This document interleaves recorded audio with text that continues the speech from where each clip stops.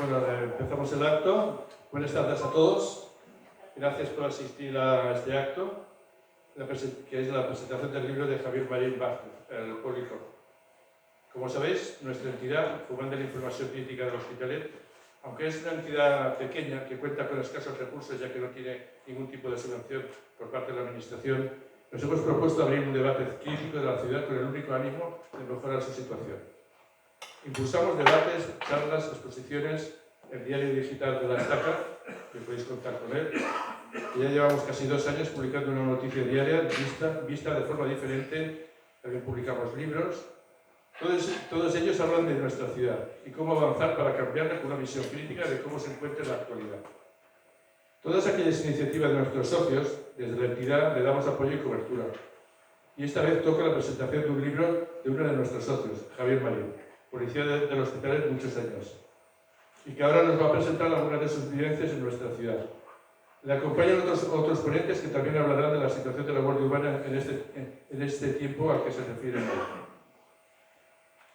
Iniciará la ponencia Jesús Vila, periodista y miembro de la Junta Directiva de FIC, que hará un pequeño prólogo del libro y de Javier Marín. Luego los ponentes, como somos bastantes, 5 minutos, y luego abriremos un debate entre los asistentes.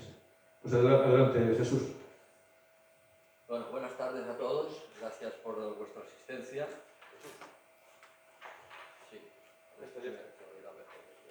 Sí. Algunos se preguntarán qué hacemos en esta mesa donde se va a hablar de un rebelde social que se convirtió en policía en los primeros años de la democracia, un par de periodistas de la ciudad que le vio arrancar profesionalmente. Aparte de que Luis Verdel y yo somos miembros de la misma entidad que Javier, el Fomento de la Información Crítica, que es la entidad que ha organizado este acto, coincidimos con él en aquellos años en que todo estaba por hacer y que todo parecía posible y donde cada uno, en la medida de nuestras humildes posibilidades, empujaba en la misma dirección. Si leéis el libro, o si ya lo habéis leído, entenderéis por qué hoy, en esta mesa del Hospitalet, hay 2 periodistas y unos cuantos policías. Javier lo explica muy bien hacia la mitad del libro, cuando se queja de que la inercia de unos medios de comunicación que en los primeros años de la democracia servían más los intereses y objetivos de los poderes públicos, de los políticos, algo que sigue sucediendo también hoy en día en gran parte de los medios generalistas, que no de los colectivos y de los individuos que luchaban por sanear la sociedad de las viejas heridas del franquismo. En esas páginas del libro que hoy presentamos descubriréis algunas maneras temerarias de utilizar la información para hacer daño a quienes intentaban cambiar las prebendas de los viejos colectivos policiales, por lo que resulta imprescindible en democracia, que es convertir a los servidores públicos no en agentes de la corrupción, sino en defensores de los derechos de todos, conseguidos en la mayoría de los casos a base de esfuerzo, de lucha y de perseverancia. Javier Marín sufrió, como él explica, alguna querella criminal sobre su persona, además de las que él mismo presentó, y que le sirvieron mucho para entender la relación entre el poder político, los medios de comunicación y las éticas profesionales, la de la policía y la de los periodistas. Si hoy estamos en esta mesa algunos periodistas es porque, como Javier, algunos profesionales de la época sabíamos muy bien quiénes son los que se empeñan en manipular y de qué manera se dejan manipular algunos, a la vez que entendíamos quiénes defendían una policía libre de privilegios y lo más profesional posible, que quiere decir, por lo tanto, remunerada como corresponde y tratada con el respeto imprescindible en cuanto a medios y en cuanto a responsabilidades y funciones. Y quienes lo que querían eran, en unos extremos, los policiales, mantener sus privilegios corporativos y en los otros, los políticos, convertir a la policía en un instrumento utilitario más. El Poli Rojo, por lo tanto, no es solo un libro de las hazañas personales de un policía que se labró probablemente el camino más complejo de todos los posibles en aquel momento, sino también una reflexión profunda y precisa sobre el papel de muchos actores en los años de la transición y los posteriores. La gente que pasaba de la contestación, de la batalla antifranquista, a la política, a la profesión periodística o a la policía, y que cambiaba clandestinidad, militancia o simplemente expectativa vital por unos roles mucho más comprometidos en lo personal, en lo profesional y en lo ciudadano. A unos los llevó a la gestión política o al oportunismo, a otros a una propuesta renovadora de lo que debía ser el compromiso de servicio en la escala policial, y a algunos de nosotros a ir cambiando de empresa periodística a medida que se iban cerrando todos los caminos. Más allá de la relación entre el periodismo y la policía, El Poli Rojo es un libro que no decepciona y que ayuda a conocer mucho más al protagonista y a todo aquello que le rodeaba. Yo recuerdo a Javier como un personaje inquieto, activo, con una extraordinaria capacidad para intervenir y para prosperar, para proponer y para comprometerse. Mientras estuvo interviniendo, mantuvimos un contacto entrañable que se alargó en el tiempo. A medida que fue prosperando, yo observaba sus enormes avances en la distancia y me hacía cruces de lo que ya entonces se intuía, que era una persona con unos extraordinarios recursos personales. Hoy sigue siendo el mismo de entonces, y eso no es fácil de conseguir porque los años nos remiendan a todos. Leyendo el libro uno se da cuenta de cómo se van articulando los puntales interiores que nos hacen ser como somos. Cuentan mucho los orígenes, la manera como vamos creciendo, los valores que vamos adquiriendo, las capacidades que vamos apuntalando, la gente con la que confrontamos o con la que confraternizamos.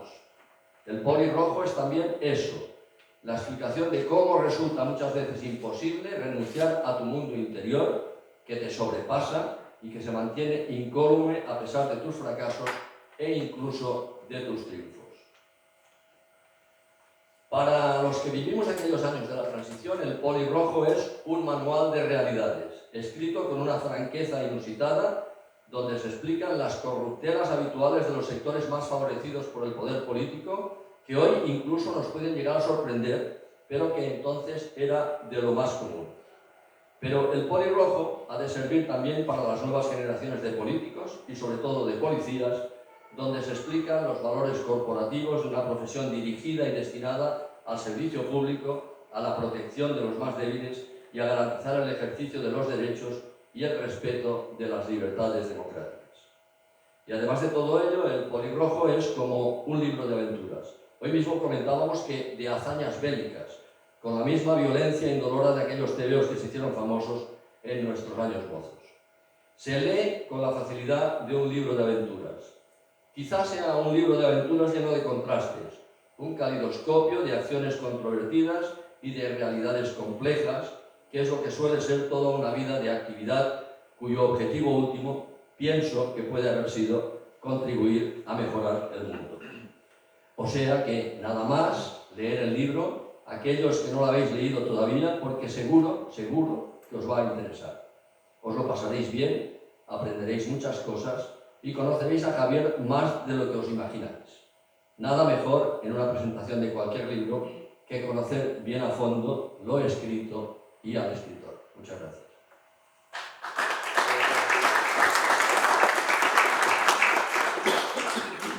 Bueno, a continuación va a hablar uno de los ponentes, Manuel Somoza, que es policía, piloto y sindicalista de SIP. Hola. Sí, ¿ya funciona? Sí. Tengo que acercarme más. Bueno, lo que decía Luis tiene razón. Yo recibí me lo compré por Amazon, el libro, para no salir de casa. Lo recibí a las 10 de la mañana y estuve leyéndolo continuamente hasta las 5 de la tarde que lo acabé. Es una buena historia. Yo he compartido con Javier muchos años, desde el año 82 que entré aquí, que entré en la policía. También he compartido muchas aventuras y muchas de las cosas que se dicen en el libro en el plan policial. En plan político no, porque, bueno, y sindical. Entre los dos y otra gente estructuramos el sindicato SIP, que fue un gran avance, creo yo, en la policía de Hospitalet. Conseguimos muchas cosas que, desgraciadamente, en aquel entonces otros sindicatos, no corporativistas, sino muy afines al poder, no entraban, sino que eran partidarios de lo que decía el poder, y nosotros éramos, como decían entonces, la oposición del ayuntamiento, porque les dábamos bastante caña. Como dice Javier en la parte del libro, su interés era romper con la actividad de los antiguos policías, de los policías que venían de ser serenos en Hospitalet, que luego pasaron a ser policías, con lo cual tenían muy poca formación. Iban siguiendo lo que se llevaba. Desde el mismo poder se alentaban según cosas del mismo poder, digo, porque el jefe de la policía que teníamos cuando entramos, él mismo se dedicaba a mandarte a una zona a que denunciases, y como él era delegado de una compañía de seguros, no me decía el nombre para no hacer publicidad. Luego te llamaba a su despacho para decirle: ¿has denunciado? Sí, no, déjame las denuncias. Y luego iba a sus vecinos a decirle: mira, yo te quito la denuncia, pero te tienes que hacer de la compañía de seguros que yo estoy. Entonces, esas pequeñas corruptelas, pequeñas no, grandes corruptelas que había a nivel de jefatura, luego se traducían en que la gente pues, que estaban abajo no entraba en corruptelas, sino que bueno, iban a un sitio porque sabían que no les iban a cobrar el café, o iban a otro sitio porque se llevaban la barra de pan para su familia, que eran fachas, por decirlo así. Yo no creo que fuesen fachas en el sentido estricto de la palabra, sino que era lo que llevaban.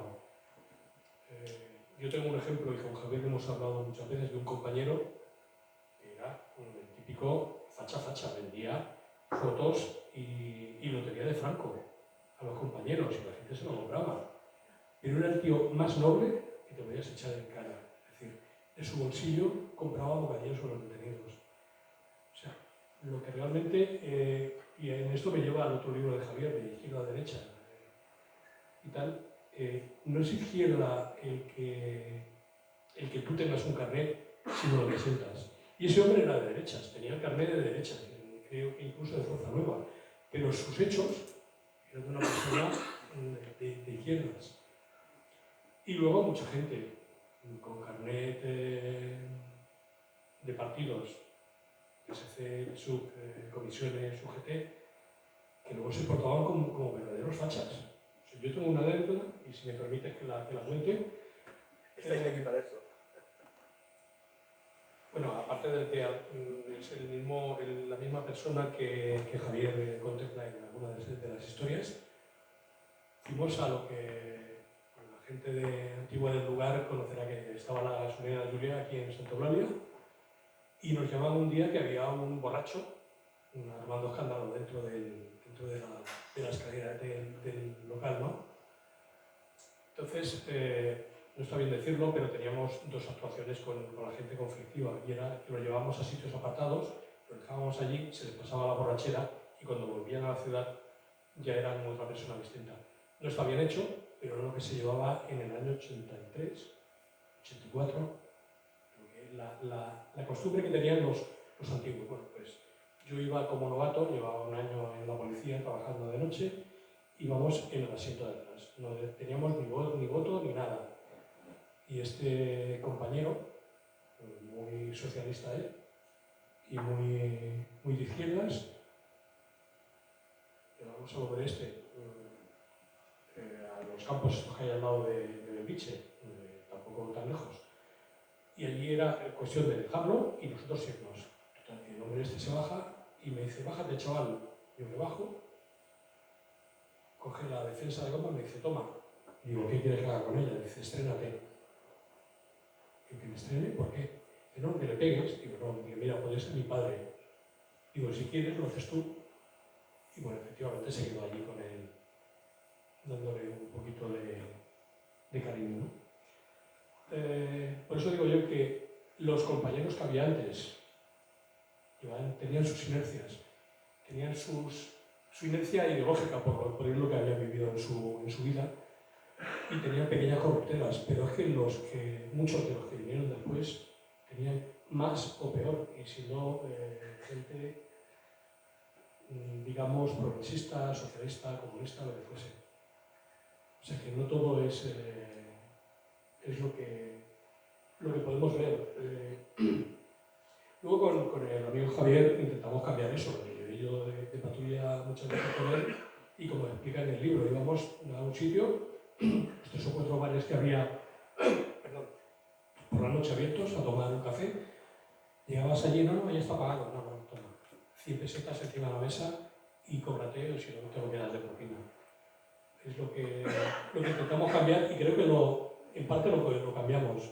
El poder político lo acompañó, porque el poder político de entonces siguió con las corruptelas anteriores y de aquellos barros de estos lodos o al revés. Y tenemos lo que tenemos no en el ayuntamiento, sino a nivel general, porque no se entendió que era un cambio total, no un cambio de quítate tú para ponerme yo. Si me permite, eso otra anécdota.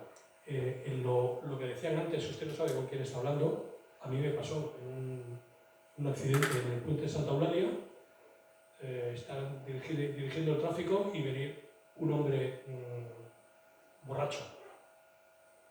Oiga, ¿qué ha pasado? Digo, aparte sé que le van a atropellar, quédese ahí y tal y cual. Oiga, usted no sabe con quién está hablando. Era concejal del distrito. Mi compañero y yo hicimos el escrito para poner sobre el papel lo que había ocurrido y que no hubiese cambios. Nos presionaron hasta la muerte para que quitásemos del informe de que esa persona iba bajo los efectos del alcohol. Entonces, yo no creo que... Sí, nosotros cambiamos y los compañeros que están ahora tienen la misma inercia que iniciamos nosotros en aquel entonces. Ya no se va al bar te vas al bar a tomarte una Coca-Cola o un café, porque todo el mundo tenemos derecho a tomarnos un café en nuestro trabajo. Pero no es la inercia aquella de ir allí porque no me cobran o ir al otro sitio porque me dan el pan y me lo llevo a mi casa. A nivel sindical, Javier hizo mucho por esta Guardia Urbana. Tuvimos algunos de los mejores convenios que había ya no a nivel de Barcelona, sino incluso del Estado. Tuvimos de los mejores convenios que beneficiaron mucho a la plantilla. Y yo, a diferencia de él, que desde muy joven se metió en política, yo no me metí en política, me metí en el sindicalismo de su mano y os puedo decir que a mí me daba vergüenza salir detrás de una pancarta. O sea, yo no era un político como eran ellos o gente de su promoción, de algunos de su promoción. Pero bueno, aquí estoy, aprendí a hablar en público por él, que antes tampoco me daba mucha vergüenza, no sabía, no era capaz de concertar dos frases seguidas y en alguno de los cursos que él ha hecho he aprendido de que soy. Y bueno, gracias por ser mi amigo, como dices tú en el libro.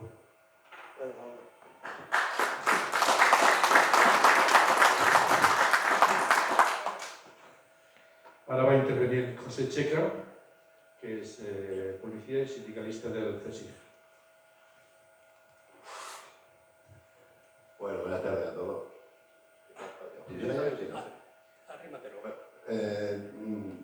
No voy a extender demasiado, todavía no he leído el libro, ya lo leeré y probablemente pues vayamos haciendo una recopilación de muchísimas más anécdotas dentro de los 40 años que hemos estado en la Guardia Urbana Hospitalet.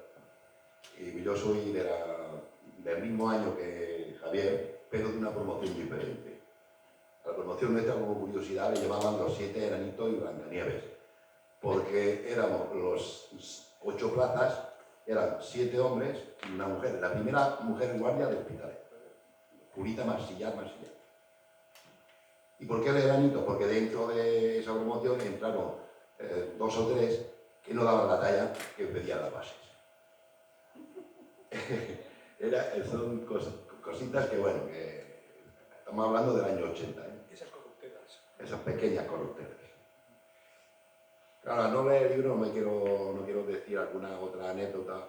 Tengo muchísimas, porque gracias a Dios, como decía la compañera que está aquí, tengo una memoria de elefante. Soy capaz de decir fechas, reuniones, quién estaba en el año 80.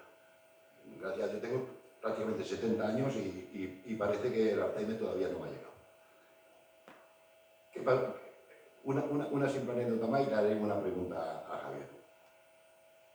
Una de las anécdotas que pasa, que fueron en mis costillas, fue que en el año 81, como aquí había, cuando entramos nosotros había, me parece que eran 2 o 3 cabos, 2 sargentos, que eran Valencia y el Vizcaya, que es él. Fernández. No, Fernández fue después. Fernández fue de cabo cuando yo me puse. El otro, el que se envenenó con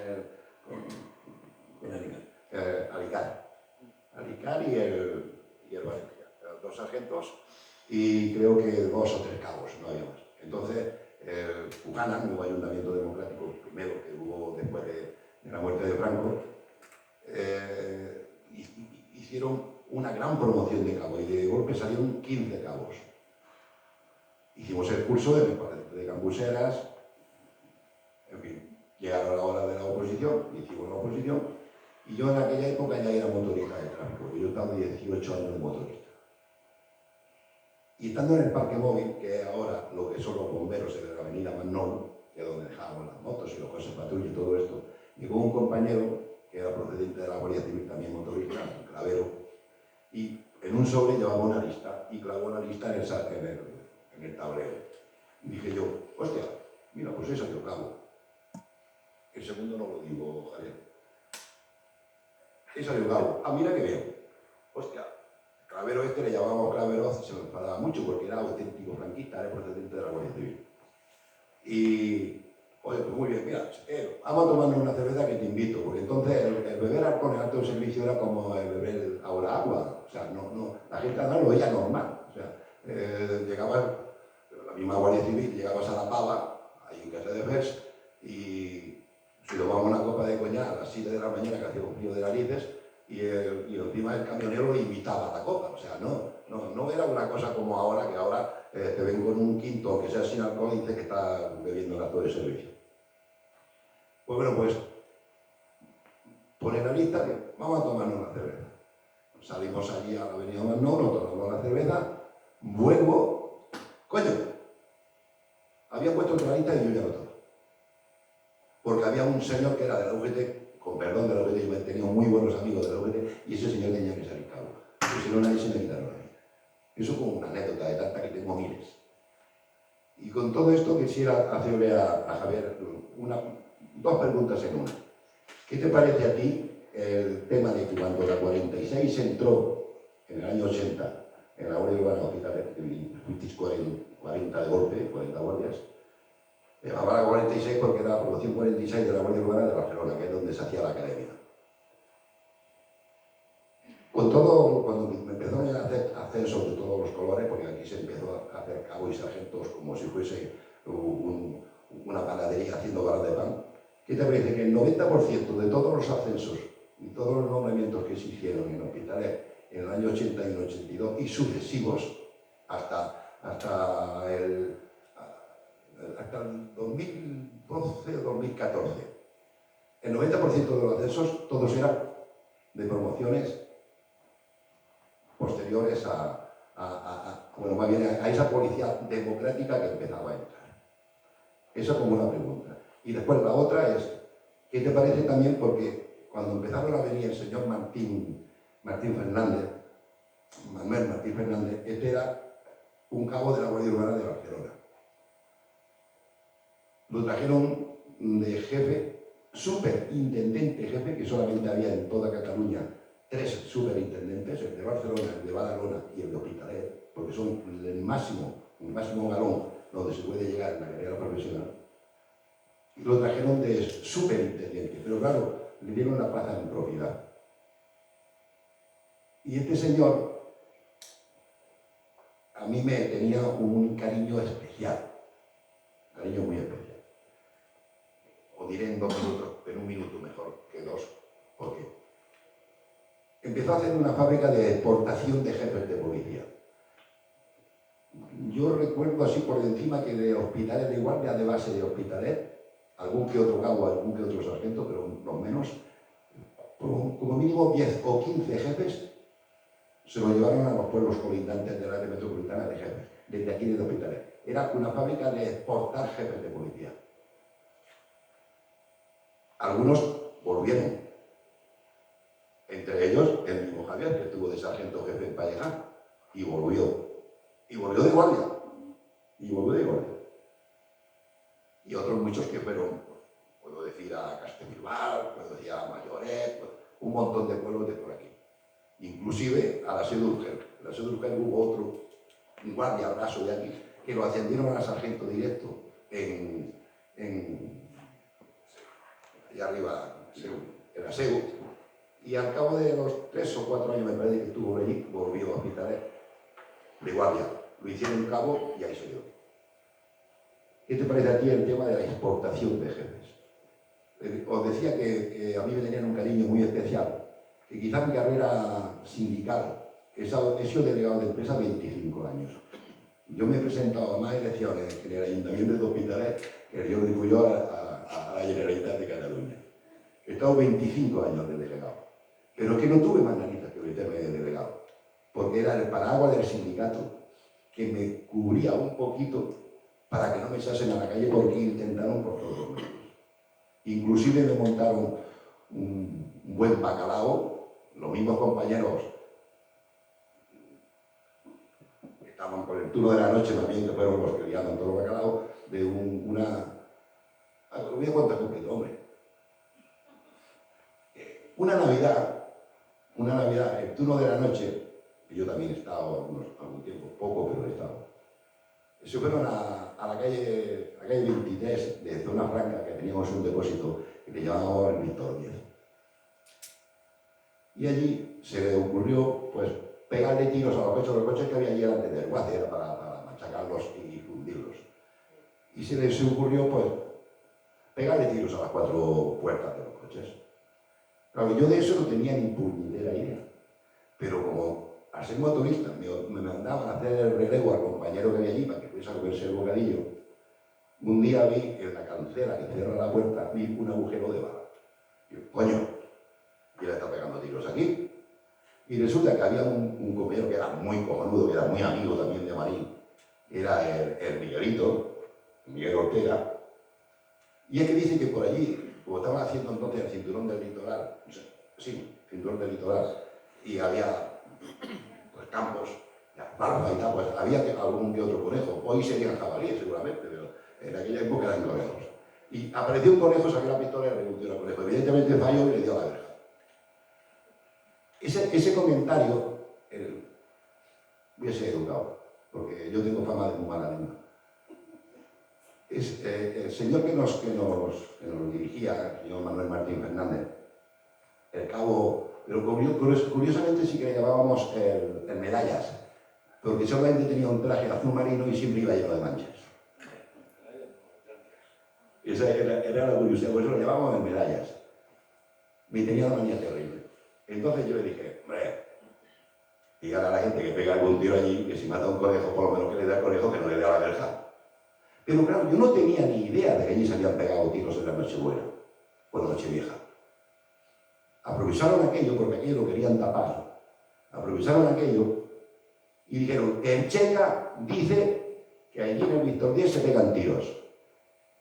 No, yo no digo eso. Yo digo que ahí he visto un tiro en una verja. Yo no sabía nada de Navidad. Si aquel tiro llevaría 10 años y ya estaba oxidada y toda la verja. Pues aprovechó eso el señor Martín, que me quería con locura. Y su camarilla de la mafia, porque aquí había una auténtica mafia con los compañeros de la noche. Ellos eran los que dominaban el turno y se hacían lo que ellos decían. Y entraba en la noche quien ellos decían. Me formaron una pajarraca de 2 pares de narices. Por las paredes de aquí de las calles de Hospitalet ponían Checa, chota, que chota en el argot policial significa chivato. Y muchísimas que se las dejaré y se las iré pasando, ¿no? antes de que se me pierda la memoria, porque hay miles de anécdotas después de 40 años. Y nada, vale, muchas gracias. Y si alguien tiene alguna cosita, yo se la respondo con mucho. También me llegaron a llamar el Che Lobo, ¿eh?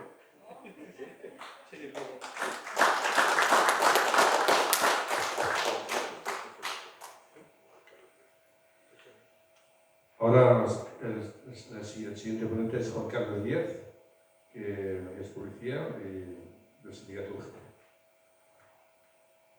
Hola, buenas tardes a todos. Bueno, anécdotas las que queramos más.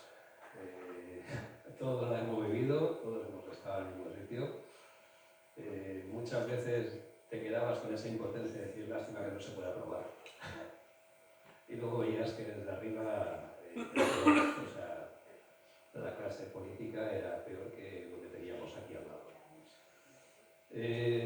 Como lo que a mí me ha tocado trabajar con Xavi, lo que siempre tengo que decir que aunque ascendiera a sargento, estaba ahí, estaba al pie del cañón. O sea, llegaba un accidente y se ponía a hacer tráfico. Y eso era impensable en la Guardia Urbana del Hospitalet. Los sargentos estaban en la oficina y salía solito y daba su paseíto y ya está, hacía sus recados.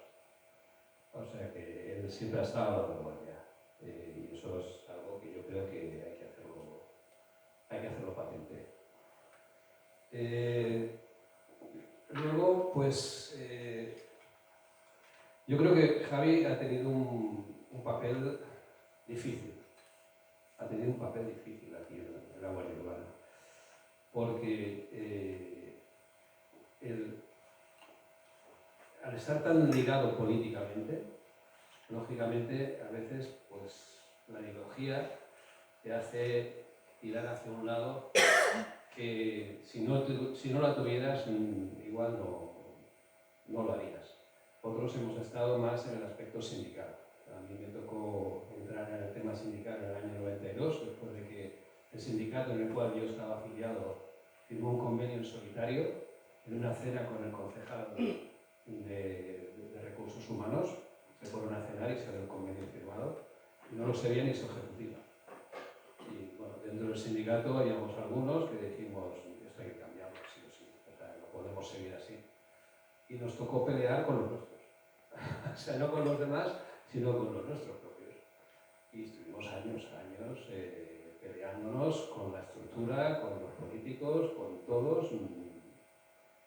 Y bueno, al final pues resulta que estuvimos años y años con mayoría absoluta. O sea, que de tener una representación de 3 delegados en todo el ayuntamiento a tener 19, 20 delegados y mayoría absoluta. Tan mal no lo haríamos. Algunos, bueno, yo me he jubilado siendo guardia pelado y en la calle. O sea que nunca me he llevado nada de la Guardia Urbana. Y como pregunta, tengo aquí alguna apuntada. Vamos a ver. En el libro hablas de control emocional, autodisciplina y fortaleza mental. ¿Crees que estas herramientas son hoy más necesarias que la ideología para sostener el compromiso político? No te digo, al final, la autodisciplina y autocontrol es. Y fortaleza mental. ¿Crees que estas herramientas son hoy más necesarias que la ideología para mantener el compromiso político? Bueno, gracias. Ya está. Muy bien. Bueno, pues ahora nos explicará Javier Marín, el autor del libro, y que nos explique un poco, sintetice el libro y nos anime a leerlo. Muy bien. Como digo, muchas gracias a todos los que habéis venido, todas las que habéis venido.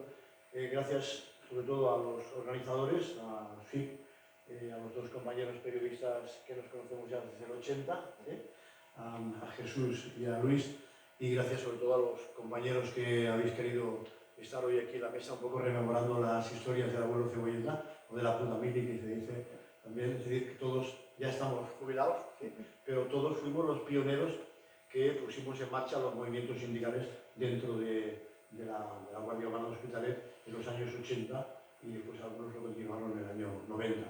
Y fueron francamente difíciles porque ahora para alguien decir, que montasteis una estructura sindical en la policía, pues qué cosa más normal, ¿no? Bueno, entonces es que no era normal, o sea, tenías que enfrentarte a una estructura ya creada de 140 policías y habíamos entrado solamente 40 de fuera, y de los 40 de fuera, 5 teníamos cierta experiencia sindical antes de entrar en la policía, los demás no. Y lo que fue absolutamente revolucionario es decir, queremos montar una sección sindical. Ya daba igual la sigla. O sea, queremos poderle discutir a la jefatura las medidas que toma o las condiciones de trabajo en las que estamos trabajando. Eso, ser tan osado que plantearte querer discutir esas decisiones de la cúpula policial, eso era revolucionario. Bueno, al principio pues lo hicimos con UGT, con el compañero Teo que fundó comisiones, y fuimos los sindicatos que empezamos, ¿no? Después había un sindicato corporativo de la Guardia Urbana de Barcelona, que acabó llamándose CSI, pero que antes se llamaba el SPPM, ¿no? Sindicato de Policía Municipal de tal, pero que eran la mayoría o el sesgo ideológico era de gente bastante de derecha, ¿no? Como decía ahora Juan Carlos, el sesgo te viene implícito en la época en la que vives. Es decir, esos compañeros habían entrado a la policía, igual que los estaban en el Hospitalet, y tenían que jurar fidelidad a los principios del movimiento nacional, es decir, eran falangistas, tenían que entrar de mano de la falange, obviamente estaban identificados con el régimen con el que habían jurado defender, ¿no? Entonces, para estos, que viniéramos algunos diciendo que queríamos defender la democracia, les parecía una locura, ¿no? Y teníamos que enfrentarnos cada día con ese tipo de gente. Bueno, pues agradecer a los compañeros con los que compartimos ese trabajo durante aquellos años duros de la policía, y agradeceros a todos vosotros, a los que habéis venido, muchos compañeros, la mayoría compañeros de la poli, porque hoy esto estaba pensado, a la primera presentación la hicimos en la cárcel modelo, y la segunda es esta, la que hacemos aquí, y era fundamentalmente para que tuviera más acceso, más facilidad de acceso los compañeros que viven o que trabajan en el ayuntamiento, en la policía del hospital. Así que gracias a todos. Voy a las preguntas primero, porque si no después, si me pongo a hablar yo del libro, me enrollaré y a lo mejor se quedan las preguntas sin contestar. El tema de los ascensos. Checa. Sí, era obvio que, y además también es entendible, o sea, hagamos empatía con lo que hemos en el lugar de Pujana y de Saura, que eran los dos responsables políticos del ayuntamiento, que además hacían coalición de gobierno. En el año 79 hicieron coalición de gobierno, igual que en el ayuntamiento de Castellá, y que en el Prat, y que algunos más. Es decir, no tenían fuerza suficiente ni el Partido Socialista, ni el PSUV, que era entonces, y entonces hacían coaliciones de gobierno. Bien, pues es lógico que si lo primero que hacen es cuando entran y dan órdenes, ellos son el poder ejecutivo, y dan orden a su policía para que se cumplan determinadas normas que ellos aprueban en los plenos, y se dan cuenta que los policías pasan de cumplir esas normas. ¿Por qué? Porque están formados con una ideología en el régimen anterior. Y no les gusta esto de la democracia, y lo dicen abiertamente. Tomamos el servicio y yo me tenía que encontrar cada día, en el turno de noche, que era el más aguerrido y el más componentes del régimen anterior, los que más les gustaba la leña, por decirlo de alguna manera, o donde había más impunidad para las cosas que se hacían ilegales dentro de la policía, turno de noche, porque no hay gente en la calle, ¿no? y es más difícil de controlar. Bueno, pues el insulto que te hacían estos demócratas de mierda, sí, lo claro que decían. Y tú tenías cada día que enfrentarte a eso, a que te llamaran demócrata, que eso era un insulto para ellos. Y con las risotadas de todos en el servicio y del jefe de servicio incluido, Y aquí tenemos uno de estos que ha entrado, que es amigo de estos que están haciendo las leyes del Carrillo y de la Pasionaria, que son los que hacen las leyes ahora en el Congreso de los Diputados, y se creen que les vamos a hacer caso. Pues no. Entonces, ¿qué hace un primer ayuntamiento democrático? Pues intenta transformar eso desde dentro, ya que no podía prescindir, igual que no se prescindió del ejército, no se prescindió de la judicatura y no se prescindió de los policías. O sea, la nueva situación democrática se tuvo que tragar con los funcionarios que ya venían de esos cuerpos anteriores. Pues ¿qué hicieron? Intentar poner gente de los suyos, lógico. Primera promoción de ayuntamientos democráticos, que ya os dije, que de 40, como decía Checa, la mayoría eran enchufados. pero no eran políticos. Después algunos les salieron rana, la mayoría les salieron rana. Nosotros hemos tenido que hacer intervenciones duras contra compañeros del PSUC y de comisiones obreras que explotaban a las prostitutas nigerianas del campo de Barça. Decíamos, tío, hasta ahí podíamos llegar. Hasta ahí podíamos llegar. Hemos intervenido ese tipo que además no podíamos llevar a la prensa y que no podíamos llevar a la jefatura, porque la jefatura hacía pruebas. No, pues pruebas, esto es muy difícil. Tienes que acabar con esas actitudes desde dentro de la policía. Muy duro. Y hacer que los policías, cuando ibas a una intervención, a una tienda de electrodomésticos que habían reventado los delincuentes, pues bueno, antes de hacer el parte, en el coche policial, si había 3 en la patrulla, ya había un radiocassette para cada policía, o una televisión para cada policía. Digo, ¿pero esto qué es? Pues tú no vas a venir aquí a cambiar esto. Esto lo hemos hecho toda la vida. ¿No ves que cobramos poco? Y que como los de arriba roban, pues ya está justificado que nosotros, pues también, ¿no? Y al fin y al cabo, ¿a quién le robamos? Decía, yo me acuerdo de la frase, paga el seguro, Javier, tú no te preocupes, que esto se paga el seguro, tampoco lo va a pagar el propietario del local, ¿no? Paga el seguro. Es decir, acabar con eso costó muchísimo, mucho, porque era una forma de vida, era una forma de sobresueldo para la mayoría de policía. Acabar con eso, ¿qué implicó? Pues que lo intentaba por la vía fácil. Voy a hacer promociones, de esas promociones, pues traeré afiliados de mi partido y de mi sindicato, a ver si por esa vía vamos cambiando las cosas. ¿Y se cambió algo se cambió, pero hubieron ejemplos muy negativos, de gente que entró, que hacía mucho más daño que los que ya eran franquistas sociológicos, porque ya estaban dentro. No, es que estos además lo hacían con carnet de izquierda, y decían, tío, ¿esto cómo puede ser? ¿No? Entonces, ¿cuál era la frase recurrente que hoy seguimos escuchando? Pero que nos decían entonces, todos los políticos sois igual. Todos los que demócratas que habéis entrado de fuera, sois igual que nosotros que estamos de guía de antes. Así de acabo queréis lo mismo, ¿no? En fin, y eso hacía mucho daño, costaba muchísimo arreglarlo. Es decir, sí, y además en las promociones internas, bueno, pues había de forma, no digo ni oculta, pero sabida, ¿no? Cuotas de cada partido. Oye, hay que hacer promociones de cabo. Bueno, pues ¿cuántos pone el PSUC y cuántos pone el PCD? ¿Sí? ¿O cuántos son de UGT y cuántos son de comisiones? Así iba la cosa. ¿Sí?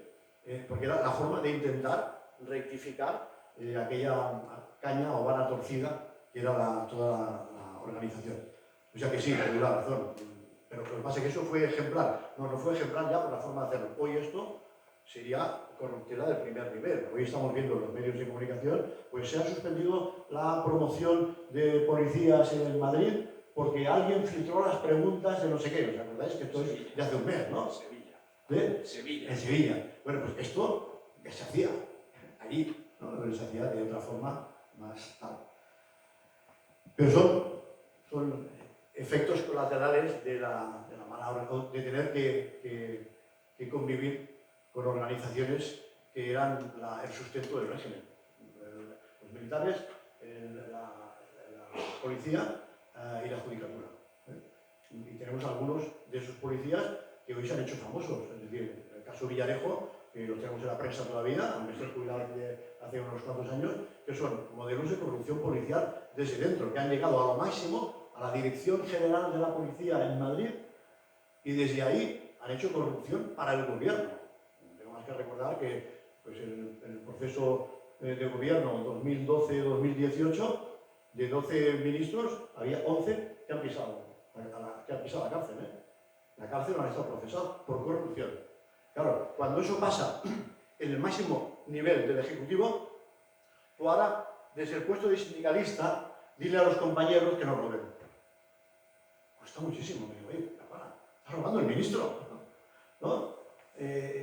Recuerdo esta mañana explicaba, oye, está el comandante del puesto de la Guardia Civil, que por cierto hace un año detuvieron al que se ocupaba del tema de drogas en la costa de la Costa del Sol, al comandante, era un comandante de la Guardia Civil, y al jefe, a un inspector jefe de la UDICO, que se dedicaba también al tema de drogas. Y en la pared de su casa la tenía empotrada toda de dinero, ¿os acordáis? Esos son casos de ahora, que eso ha seguido existiendo, a un nivel mucho más inferior. El nivel de escándalo que se descubre es mucho mayor ahora porque la sociedad está más concienciada, está más democratizada. Pero es muy difícil o es peligrosísimamente contaminante trabajar en un cuerpo como es la policía, en el que tu relación directa cada día es con la delincuencia. Y la delincuencia, cuando detienes al capo o a quien sea, te dice, oye, ¿tú estás seguro que no quieres que me vaya? Porque mira, podrías tener tal o cual otro beneficio. Que tus jefes también lo hacen. Y al final es difícil acabar con eso y es mucho más difícil presentar pruebas, algunos casos se explican aquí. El caso yo estaba entonces en la delegación del gobierno de asesor de seguridad y el asesor de la delegación del gobierno de Cataluña, del gobierno de España en Cataluña. Y ahí las dos policías que dependían de la delegación del gobierno eran la Guardia Civil y la Policía Nacional. Bueno, pues en esos momentos tuvimos el caso de Casey de Fers, ¿cómo se llama? De Vivienda y de no sé cuándo. Exacto. Es decir, los principales comisarios de policía encargados de la trata de blancas, de combatir la trata de blancas y la prostitución, estaban pringados y recibían dinero de los sitios donde se ejercía la prostitución. Para acabar con eso es muy, muy, muy difícil. Se necesita mucha valentía desde dentro y gente muy comprometida ideológicamente. Y te doy la razón, Juan Carlos, en esto. Es decir, ¿quiénes mantuvimos la llama de la incorruptibilidad? O sea, gente que en la dictadura ya habíamos estado metidos en todo esto y nos jugábamos cada día la vida, el puesto de trabajo, todo por hacer política. Porque salir a pegar un cartel en la calle o hacer una pintada en la calle era arriesgarte, como le ha pasado a uno de mis compañeros, a que la Guardia Civil te diera un tiro por la espalda y muerto. Javier Verdejo, muerto. ¿Qué estaba haciendo? Una pintada en la pared, una pintada, muerto. Y estoy hablando del año 75, no estoy hablando de muy lejos. Entonces, cuando venías de haber vivido esas situaciones, cuando te quitan, como fue mi caso, te quitan el piso porque avalas el primer crédito electoral del Partido del Trabajo y no sacas ningún resultado y el banco te quita después el piso y después estás acostumbrado a eso, ¿no? Cuando te han detenido y has estado en la vía Layetana y te han estado torturando y cuando sales te despiden de la fábrica después de 10 años, tienes un callo acojonante en la piel. Y llegas entonces a la policía de Hospitalet y te dicen, oye, ¿hacemos una sección sindical? Pues, hombre, por supuesto, claro, vamos a hacerla. Uy, eso es muy revolucionario. Tú estás acostumbrado a perder mucho más que eso. Te has arriesgado a perder la vida durante 10 años anteriores.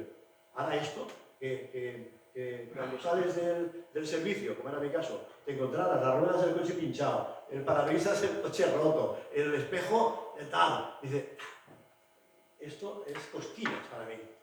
Esto que es muy jodido, es cosquillas para mí. ¿Por qué? Porque tú estabas acostumbrado a arriesgar muchísimo más que eso. Entonces la gente no entendía que tú arriesgaras tanto. Pero no lo entendía porque para ellos su vivencia no era esa.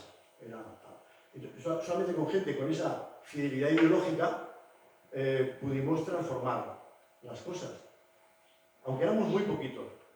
Y después había la mayoría grupal, social, de la organización, que como conseguías beneficios por medio de tus convenios, pues se sumaba para la cosa. Decía, bueno, si tú vas de punta de lanza, yo ya... Pero tú delante, Las hostias de los expedientes disciplinarios para ti. Efectivamente, yo los expedientes disciplinarios nada más empezar. Los expedientes disciplinarios para ti, el bloqueo en el escalafón para ti. Tuviste que pirarte de Hospitalet para poder ascender a la policía porque aquí tenías todo el terreno vetado. ¿Por qué? Porque había sido que había roto el statu quo aquí dentro. Y aquí no te dejaban ascender. Y como dice Checa, en el 81 él y yo salimos cabo y salimos cabo 5 minutos. Como del procés, ¿no? La Republiqueta Catalana. Lo mismo, ¡ay, 5 minutos! Y después ya me cambiado la lista. Pues, ¿qué dices? Ah, no, el que ha corregido dice que habéis salido. Sí, sí, pero el político ha visto la lista y dice que no, que estos dos no los quiere. ¿No? Y no los quiere, en mi caso, por ser de izquierda. ¿Vale? O sea, no los quiere. Estoy hablando del responsable de recursos humanos, era Saura. El concejal de recursos humanos era Saura. Y el alcalde era Pujana. No, Marinés, no, fuera, ¿dónde va? Estos son revolucionarios que me están removiendo aquí el tal. Y con eso tienes que convivir y entender por qué piensan así y por qué ellos quieren un cambio muy gradual y no sé qué, y tú te tienes que ir a buscar la vida a otro sitio, ¿no? Porque estás aquí inmovilizado. Bueno, pues sí, te doy la razón, era así. De hecho, a ver, yo cuando he podido optar o cooptar a promocionar jefes de policía en otras plantillas, he dicho lo propio. Es decir, a mí me ha venido un alcalde y durante bastante tiempo formando alcaldes en la Diputación de Barcelona. Entonces los alcaldes tenían confianza contigo. Digo, tú que vienes de la poli, que conoces, que has hecho la asociación de jefes de policía y tal. Mira, mi jefe de policía tengo un problema con él. Y o lo echo a la calle o tal. Y entonces, ¿qué hacías? Pues hablabas, como además era amigo tuyo, ibas a hablar con el jefe de policía y decías, oye, mira, el alcalde, como no le has puesto la capilla ardiente en el salón de pleno cuando ha muerto su mujer, ahora dice que te quiere en la calle. Y dice, por eso no me puede echar, eso es una alcaldada. Y dice, vale, no te puede echar, pero tú ya sabes cómo es esto. Expediente disciplinario, separación provisional de empleo y sueldo, y después si ganas el juicio dentro de 3 años, lo ganas. Pero de momento te dejas a la puta calle. Entonces, ¿te buscamos otro sitio? Bueno, ante esa tesitura, pues al final le acabamos encontrando otro sitio. Diciéndole al alcalde al que le proponías este otro, oye, mira, este es intendente de Esplugas y tú necesitas realmente un inspector. Este tiene ahí una formación maravillosa y simplemente se ha indispuesto con el alcalde anterior por este tema. Pero a ti te va a hacer un buen servicio, vale, tráemelo. Y tráemelo no era, como dice el Marín, decreto, empieza de jefe. No, haz las pruebas, que las pruebas se ajusten al perfil, es aquello, déjame el carnet de identidad, que tenemos que hacer las bases. No, pues, y así para las cosas. Y con esto pudiste ir cambiando cosas y solucionando pues, estos problemas de gestión interna de la policía que costó mucho. Es decir, hacíamos cosas que no estaban al borde de la legalidad, no, eran ilegales. Pero claro, como te conocías la ley, pues ya lo hacías bien para que no... Pero decías, es que es peor no hacerlo. Con lo cual te arriesgamos. Y el tema del cabo Martín, cabo de grúas de la Guardia Urbana de Barcelona, que acabó de superintendente de golpe en Hospitalet, para los que no conocéis el tema, es saltarse escalafones ahí dentro, sargento, subinspector, inspector, intendente e intendente mayor. Es saltarse 6 escalafones de golpe. Cada escalafón te cuesta pasar ese proceso, si lo llevas bien, mínimo 5 años. Mínimo 5 años para hacerlo bien. Se lo saltó todo de golpe. ¿Por qué? Porque era el amigo de Julián Delgado, que era el jefe de la Guardia Urbana de Barcelona. Y el Julián Delgado se lo quería quitar de encima y pues habló con los de Hospitalet y lo colocó en Hospitalet. Bueno, entonces así iban las cosas, ¿no? Y como tenía una carrera universitaria, pues automáticamente, que es una de las cosas que siento en los cambios de ley, tú podías subir el escalafón hasta, si no tenías estudios universitarios, solamente hasta la escala de subinspección, y para subir ya a la escala de oficiales tenías que tener una carrera acabada. Pues estos que venían con una carrera acabada de cabo o de guardia pelado y de golpe pasaban a oficiales. ¿Sí? Eso era correcto, pues seguramente muy ético no era, pero eso ayudó a remover en el escalafón a todos los antiguos mandos que provenían de la dictadura, a saltárselos, a hacer el bypass. No está bien hecho, no está bien hecho, pero como diría alguien muy famoso en estos momentos con esa frase, el fin en ese caso para ellos justificaba los medios. ¿Sí? Y se hizo. O sea que sí, efectivamente, después Hospitalet hizo lo propio. Hospitalet exportó jefe de policía del Prat, el de Esparraguera, el de Sabadell, el de Tarrasa, el de la Seu d'Urgell, la Tira, y algunos que no fueron exportados, como en mi caso, sino que fueron expatriados. Yo me fui voluntariamente porque era la única forma de promocionar, es irme por mi cuenta, sabiendo que cuando pidieran referencias aquí, tenías que decirle al alcalde de Pujana, oye, te van a pedir referencias, me he presentado en otra plantilla, pero yo estoy seguro que a ti te interesa que yo me vaya de aquí, ¿verdad? Sí, sí, sí, ¿dónde hay que firmar? ¿Dónde hay que firmar? Y te hacía un currículum de puta madre. Pero solamente para librarse de ti, tú ya lo sabías. Pero una forma de irse. ¿Vale? O sea que sí, que efectivamente estas cosas sí que funcionaban. ¿Qué más, Juan Carlos? El tema de la autodisciplina. Yo creo que un poco te he contestado antes. Solamente con mucha fortaleza mental, y esa fortaleza mental, yo en el libro lo explico mucho, yo creo que tiene que ver mucho con 2 cosas. Una, con mi formación ideológica. Yo desde los 15 años ya estaba en un partido comunista, en la dictadura.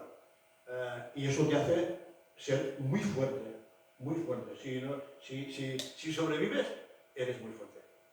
Y la otra cosa es que a nivel físico, pues yo desde muy jovencito, yo vivía en el barrio de Verdún, que estaba sin asfaltar, encima de la montaña, al lado del castillo aquel de Torremaró. No éramos niños, éramos cabras silvestres, los que estaban por allí, estaban muy fuertes todos. Porque para ir al cole cada día había que bajar y había que subir 4 veces, media hora, una rampa de 45 grados sin asfaltar para ir al cole. O sea, estábamos muy fuertes. Entonces, ¿yo qué hice? Pues cuando empezaron todo el tema de moda del Bruce Lee y compañía, pues, me apunté a una escuela de artes marciales que estaba a 4 barrios por debajo del mío, estaba en el barrio de Maragall y yo estaba en Verdún, arriba de todo, imaginaros, ¿no? Bueno, pues me apunté a un centro de artes marciales y soy de la primera promoción de cinturones negros. ¿Eso qué me hizo? Pues que esos 5 años de disciplina mental, para los que hacéis algún arte marcial, eso te hace una persona súper disciplinada. Porque si no lo eres, no llegas al cinturón negro, no aguanta, porque son repeticiones, repeticiones, repeticiones hasta la perfección. No es variado, es repetir un mismo movimiento hasta que es perfecto. Bueno, pues eso requiere una disciplina mental bestial. Y la inmensa mayoría de la gente que empezaba, si el nivel de, yo que estaba en la universidad dando clases 10 años, si el nivel de abandono de la universidad, de gente que empieza la carrera en primero y que no acaba el cuarto, antes era el quinto, y que no acaba el quinto, pues era del 50%, pues en las artes marciales pues era del 80%, o del 90%. O sea, la gente que acababa con un cinturón negro era el 10%, porque era muy duro. Bueno, pues eso, ¿para qué sirvió? Para que cuando después te encuentras en un medio hostil, como fue en mi caso, en la Poli de Hospitalet, y sufrías amenazas y se querían enfrentar contigo y no sé qué, esto para mí es una pelea de niños, porque estás acostumbrado a cosas mucho peores y eso te hace ser mucho más resistente. Y una resistencia que los demás no entienden y que solamente entienden los que han vivido lo mismo que tú, se han formado de la misma forma que tú. Han estado en la dictadura contigo o han estado en un centro de artes marciales contigo, ¿no? Afortunadamente, como digo ahí, porque algunas de las cosas de las putadas que yo me encontré con los compañeros de las promociones del movimiento nacional cuando entré, es que, esto lo resolvemos rápido. Como las películas del Sérpico, lo mismo. Oye, súbete al coche patrulla. Hay una intervención, hay 3 tíos ahí que están robando, no sé qué. Venga, tira para adelante, tú que eres más joven. Ya, te seguimos. Y cuando llegabas ahí te encontrabas en medio de una intervención con 3 tipos, con navajas, con no sé qué, no sé cuánto, mirabas para atrás y no había nadie. No había nadie, te habían dejado solo. Porque era la forma de eliminarse. Y ellos no se implicaban, así el chorizo. ¿Cómo sobreviviste a eso? Pues porque estaba muy preparado. Si no, no habría sobrevivido. Entonces, solo así, ¿cómo se aguanta? Así, haciendo cosas de ese tipo. Bueno, a mí lo que me gustaría es, más que yo me meta a explicar un poco la estructura del libro, es que los compañeros que habéis venido aquí, muchos de vosotros que hemos convivido muchísimos años en la Poli, pues, y algunos que habéis estado también en la fundación de UGT, en el Ayuntamiento de Hospitalet, y habéis tenido responsabilidades importantes, pues que me consta que habéis leído el libro, que pudierais hacer intervenciones o preguntas sobre cosas que os parezcan que pueden ser relevantes y nos retribuya a todos un poco. Bueno, pues muchas gracias y ya abrimos el debate. Si hay alguna pregunta o una intervención o una aportación, tal como ha dicho. Os sugiero que las hagáis porque si no amenazo con enrollarme yo. Pues de que quede abierto el. Venga. Mariano, que además ha sido secretario general de UGT en el Ayuntamiento de Hospitalet muchísimo tiempo. No estaba la policía con nosotros, No. Pero nos conoce porque estaba en el depósito de vehículos. Os he sufrido. Os he sufrido bajo tierra por cierto, lo digo por las actuaciones del ayuntamiento. Sí. Bueno, pues, en un depósito municipal que era provisional. Y se inauguró el 1 de enero del 93. Sigue siendo provisional. Pues, bueno, os tengo que contar lo que es el Zubaquer.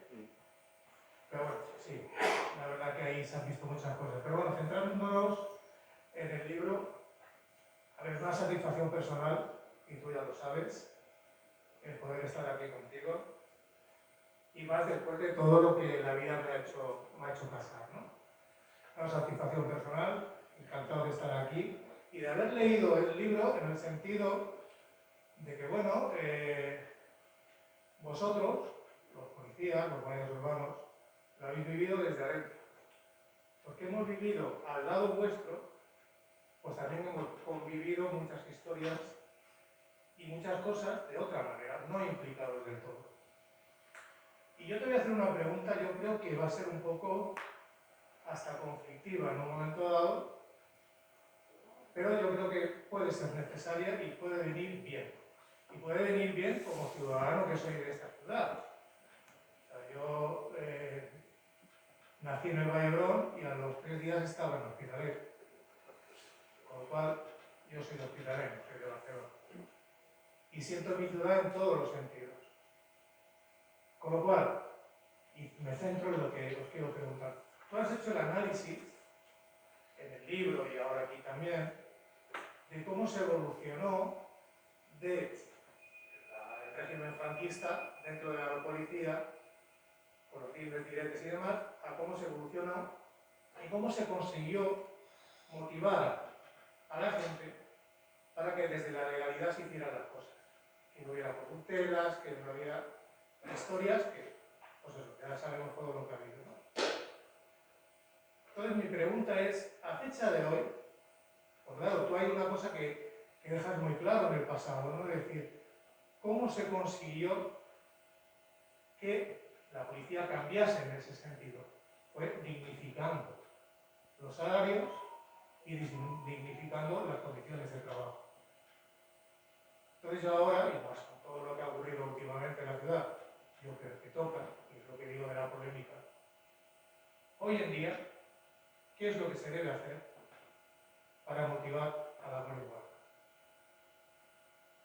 ¿Qué se tiene que hacer? Porque sabéis perfectamente vosotros, yo lo puedo decir tranquilamente desde afuera, lo sabéis perfectamente los que os habéis jubilado y los que todavía siguen, de que la motivación a la fecha de hoy no existe.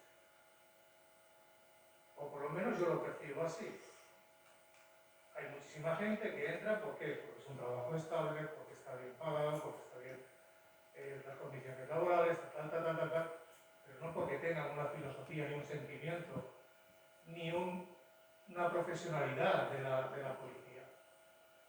¿Qué es, según tú, si quiere alguno de los portavoces lanzarse también, qué creéis que debe ser lo que se tiene que hacer para motivar a la nueva Guardia Urbana por el bien de la ciudad? Porque evidentemente la situación es completamente diferente a la vuestra, pero sabemos que la seguridad ciudadana es un tema que preocupa hoy, si cabe, más que durante muchas épocas del pasado. Y algo hay que hacer.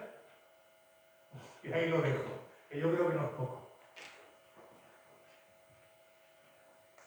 Gracias, Mariano. ¿Respondes? ¿Vamos una a una? ¿Entonces quieres que vayamos una a una o hacemos unas cuantas y así? ¿Sí? Lo digo para Vamos otra vez. dar más oportunidad. Sí. ¿Alguna pregunta Venga, más? Puri.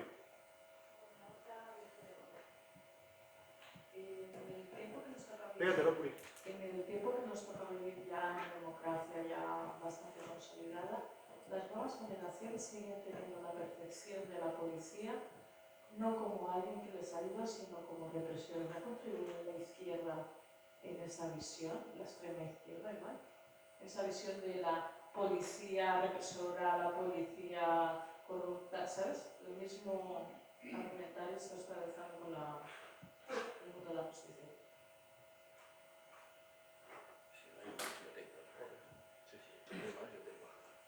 ¿Sí? ¿Hay más?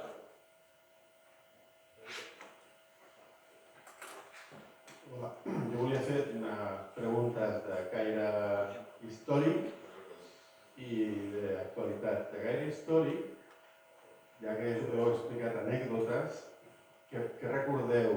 Perquè van haver, si no recordo malament, unes oposicions, estic parlant del primer Ajuntament Democràtic, unes oposicions en les quals es va acusar a un regidor que va filtrar les preguntes i el van obligar a dimitir. o era una otra cosa que no era Guardia Urbana? Es que pregunto, pues, ¿no? Un regidor que No era Guardia Urbana. no era de Guardia Urbana. Jo diria que no. Vale, i una pregunta també, si recordeu l'anècdota del fals afusellament del simulacre. Això sí que va ser un tema així, que va transcendir, jo recordo. No? I en relació a l'actualitat, una mica el que ha comentat el company abans, i també una reflexió. Què creieu vosaltres que s'ha de fer en la Guàrdia Urbana actual de l'Hospitalet? Quines mesures es poden aportar més enllà del salari o des del punt de vista professional? Quines millores es poden aportar per tal que aquesta dignificació continuï i millori i el treball policial de la Guàrdia Urbana sigui millor per a la ciutat, perquè efectivament jo crec que en aquest moment, francament, no recordo que la Guàrdia Urbana hagi estat mai un dels principals temes de debat polític en aquesta ciutat tret dels últims anys. Ha passat aquest primer pla i això tampoc segurament no és positiu. Sí, no sé si hace falta el micro. Yo he leído el libro y a mí una de las cosas que leyendo el libro me ha llamado más la atención. Es que dice que para la grabación, No, que digo que yo he leído el libro y una de las cosas que más me ha llamado la atención de la lectura del libro y ahora de los comentarios que habéis ido haciendo es justamente todo el tema de pequeñas corrupciones que han ido habiendo, algunas de las cuales más que pequeñas corrupciones podrían haber sido calificadas como algo más grave, justamente en el mismo tiempo en el que la prensa estaba muy activa y eso no nos llegaba, es decir, nos llegó alguna cosa, a mí me llegó unos tiros que con el concejal encargado de la Guardia Urbana en un descampado que tiraron tiros o no sé qué, yo eso lo recuerdo, yo lo publiqué porque me llegó, no me acuerdo ahora, aunque me acordara tampoco nos diría la fuente, pero me llegó de una forma así indirecta, lo publiqué y es una de las querellas que yo he tenido como periodista, que me acuso el concejal encargado, el Saura, o sea, el que estaba por encima. Se me querelló el Joan Saura, sabéis que yo había estado en el comité local del SUC con el Joan Saura, es decir, nuestra relación hasta que yo me dejé la política y me dediqué a la prensa, había sido una relación de confraternización total. Bien, se querelló conmigo y se querelló porque aquello suponía una desestabilización, publicaron en la prensa, suponía una desestabilización del gobierno. En consecuencia, lo primero que hicieron fue hablar con el director del periódico, no les hizo mucho caso afortunadamente y querellarse contra mí. No pasó nada porque el día de la querella no se presentaron y por lo tanto el juez lo archivó. Pero llama la atención que habían tantísimas cosas, como seguramente también las hay hoy, ¿no?, que no llegan a la prensa, no trascienden. Y tú decías, en 2 o 3 momentos has dicho, no habían pruebas. Es que nos es igual a los periodistas que no hayan pruebas. Es decir, ya las buscaremos nosotros, ya para eso tenemos nosotros fuentes donde... Es decir, parece como si es una excusa el hecho de no denunciamos porque como no tenemos pruebas suficientes para denunciar, por eso no denunciamos. Cuando lo que es evidente es que la denuncia en la prensa es uno de los mecanismos más directos para resolver los problemas de corrupción. Yo lo digo porque desde la perspectiva nuestra como periodistas, pues si vamos a buscar eso permanentemente, es decir, hay corrupción, bueno, pues denunciémosla, ¿no? Ya nos espabilaremos para conseguir que nos haga alguien caso. En cualquier caso, la presión de la prensa, en muchos casos ya es suficiente como para terminar con esas cosas sin llegar a los juzgados. Es decir, tenemos influencia a ese nivel para llegar ahí, ¿no? Por eso, muchos periodistas hemos ido saltando de medio en medio porque nos han ido echando, porque las presiones de los poderes públicos en todos los casos terminan agotando al profesional, al periodista que es crítico, porque recorres 40.000, como el caso mío, ¿no? O sea, a mí afortunadamente me echaban y me indemnizaban y mira, con eso hasta el siguiente trabajo iba haciendo, ¿no? Pero quiero decir que me llama la atención mucho que vosotros sois conscientes, y además ahora lo publicas en el libro tú de una forma directa y lo habéis explicado aquí, ¿no? Y nosotros en ese momento no lo sabíamos, no nos llegaba. Y eso pasa hoy también, en todos los ayuntamientos, en este especialmente porque llevan 40 y tantos años en el poder y han convertido el poder en una cosa patrimonial. Es como, bueno, es que si no, es de ellos. O sea, el poder es de los que gobiernan desde hace 40 y tantos años. Y eso crea corrupción. A mí me parece bien que si la gente los vota, pues están ahí, pero eso crea unas dinámicas de corrupción que los que están dentro podrían hacer un esfuerzo para que llegara a los medios de comunicación, porque los medios de comunicación, si para alguna cosa sirven en estas condiciones democráticas, es justamente para eso. Antes eso no podía existir cuando la época de Franco, pero posteriormente nosotros somos los primeros que aprendimos que ese mecanismo de presión sobre el poder da algunos resultados, ¿no? Y tenemos experiencia concreta, y en Hospitalet de una forma muy determinada, porque ha habido prensa muy influyente, con mucho peso, y que ha ido cambiando un poco las dinámicas hasta que nos han echado. Claro, cuando nos han echado, pues, en fin, es difícil mantenerte en esas circunstancias, ¿no? Pero si no, en fin, era un poco esto el comentario que yo quería poner sobre la mesa. ¿Algún compañero o compañera más? ¿Sí?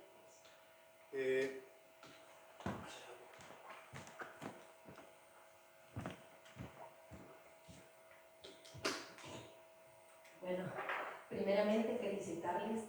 No he leído el libro, pero me parece súper interesante. Pero viéndolo a ustedes, han hecho el libro, principalmente tú, has hecho el libro El Polirrojo. Yo lo debería haber llamado Los Polibuenos. Mi pregunta es una. Si la experiencia que ustedes vivieron en ese momento de dictadura,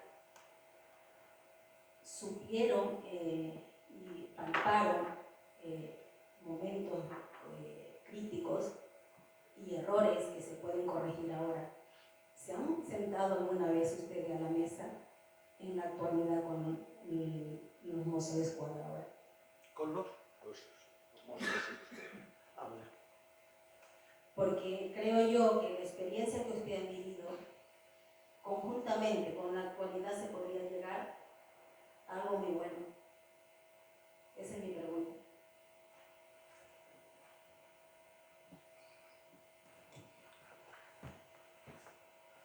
Muy bien.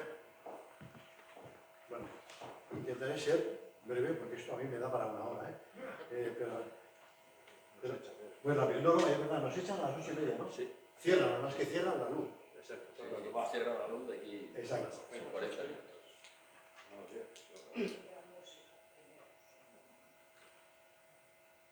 Hemos empezado con Mariano, ¿eh? Sí, Mariano.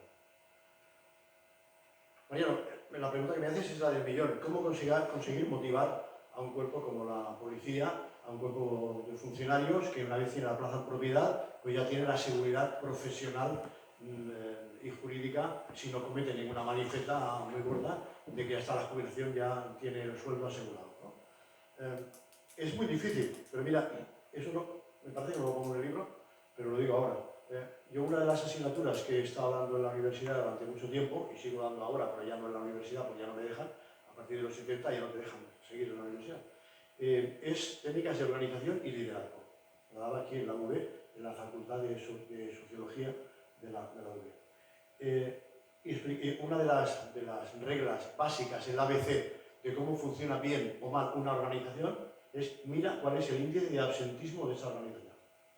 Si tú cuando entras, normalmente cuando hacen los cambios de las jefaturas por arriba, cuando el nivel de absentismo es muy alto, cuando se han dado los cambios de jefatura en Hospitalet, cuando el absentismo era muy alto. En el caso de Manuel Martín, cuando se hizo en el 89, me parece que fue, ¿no? Bueno, había días que no había gente en la calle, Porque uno de los recursos que tiene la policía, que no tienes derecho a huelga, es, o que los derechos a huelga son muy limitados, es pues hacer abuso de las bajas laborales. ¿Vale? Es decir, es muy difícil obligar a trabajar a un funcionario si no consigues que trabaje por motivación propia. ¿Cómo se consigue eso? Acertando con las jefaturas. El problema de muchas jefaturas, yo que os decía que después he estado, total, 2 y 5, 7 años en la Diputación de Barcelona, formando alcaldes y gente que estaba por debajo de los alcaldes. Pues uno de los problemas principales era ese, que no tenían suficiente formación en habilidades directivas. Ya no digo política, política normalmente sí, ¿no? Pero en función del partido que vinieran, no es lo mismo, venir de un partido que otro, la formación no era lo mismo, sobre todo la formación en calidad humana y en recursos. Pero, vaya, no era un tema de tener muchas carreras universitarias, era un problema de saber cómo dirigir bien los recursos humanos. Y aquí se han dado los cambios cuando ya era insostenible el nivel de absentismo laboral. El último cambio que se dio de jefatura aquí, que yo ya estaba fuera, yo llevo ahora 10 años fuera, se hizo hace 4 o 5 años, ¿no? Le trajeron al Samsó otra vez, y trajeron se llevaron al del Prat y trajeron a otro. ¿Sí? Bien, el problema siempre es el mismo. Dice, bueno, y la clave es que el que está arriba sea un cuadro suficientemente bien formado como para entender que la motivación viene por la capacidad de persuasión tuya, por la capacidad de ejemplaridad que tú das en el servicio. Él ha puesto, mira, me viene a la cabeza una cosa que a él le ha llamado la atención, ¿no? Que para mí era muy normal, pero para mí la plantilla no lo era. Cuando había una intervención, yo estaba de jefe de servicio y cuando había una intervención yo era el primero que aparecía en el sitio, a veces antes que la propia patrulla. ¿Sí? Y me remangaba y hacía lo mismo que los demás. ¿Sí? Eso crea ejemplo. Si cuando tú eres el jefe de la unidad hay una intervención conflictiva, tus patrullas están pidiendo ayuda y el mando no aparece por ningún sitio, bueno, ya es un fareu, que es lo que decían al principio mozos de escuadra cuando no había mando suficientemente formado. Cabo de sala, bueno, vosaltres que esteu al carrer. Coño, pero es que estoy pidiendo ayuda. Dime cómo lo resuelvo profesionalmente bien. No hay nadie que te dirija, pues la gente entonces lo que hace es se abstiene de hacer intervenciones. Y dice aquello, la mejor intervención es la que no se hace. ¿Por qué? Porque si lo hacemos mal, quien les vamos a aplicar vamos a ser nosotros. Y como los mandos no quieren venir a ayudarnos, ¿sí? Pues eso farán, ¿no? Uno de los problemas que ha tenido, y que sigue teniendo muchas policías, es que promocionan lo que yo bauticé aquí, cuando Martín lo empezó a hacer y llegó aquí, lo primero que hizo fue generar promociones de mandos, que yo decía, mandos que son másters en diseño gráfico por ordenador. Es decir, los que te hacían cuadrantes de los servicios para después deslumbrar a la alcaldesa o al concejal de turno diciendo, mira, los servicios han subido tantos enteros, en no sé qué tal, o sea, engañarles con estadística, porque no sabéis que no hay mejor forma de engañar a alguien que es la utilización de la estadística. ¿Sí? Tú coges y pones en relieve lo que te parece. Bien, pues ese es el problema, que durante 10 años, hubo Martín, o 15, promocionó un montón de mandos que eran mandos de los que le hacían bien en el gabinete técnico los informes. Y no eran líderes de calle. Que le compraba su máster, claro. Y además que iban a su máster en la universidad y le pagaban los 5.000 euros que costaba el máster en la universidad. Sí. Aquel era el que, oye, ¿cuántos seguros has hecho en mi zona? Que no sé qué. Y este era, ¿cuántos vienen a mi máster? Porque vienen a mi máster después, tiene mucha facilidad para que después yo les promocione o dentro del cuerpo o en otra jefatura. Pero el criterio no es un líder profesional. Ser un líder profesional que es reconocido por la tropa. Déjame que lo diga así el mundo. Es aquel que el día que tú dices, oye, que me han ofrecido otra jefatura, me voy a Mollet. Pues ya, te encuentras, estabais aquí casi todos, te encuentras que hay 50 personas que vienen a tu despedida porque te vas. Porque te vas, tú no les puedes hacer ya ningún favor. Porque ya no estás dentro del cuerpo. Y vienen a despedirte. ¿Por qué? Porque te reconocen como un líder profesional interno. ¿Sí? Y se van otros mandos simultáneamente Y la gente se entera que se han ido porque ya no los ven en el servicio, pero no los despide nadie, porque estaban deseando que se marcharan. Y aquí hay algunos de los mandos promocionados en esta policía. Llegó a director general, subdirector general de tránsito de la Generalitat, ¿vale? Bueno, y era el ejemplo, la antítesis, el antilíder profesional. Jamás salía a la calle, nunca salía a la calle. Cuando había un conflicto no aparecía, y el único día que apareció porque había un conflicto, le dieron una patada en el culo y le dijimos, los polis que estamos ahí con él, bueno, ahora lo detenemos, ¿no? Que ha pegado, agresiones ante la autoridad. Dijo, no, oye, nos vamos de aquí. Claro, eso te quita toda la autoridad. A la que dice, eso es lo que quiere mi mando, y ese ha acabado subiendo en todos los escalafones y al final está en la dirección general. Emulación, copia.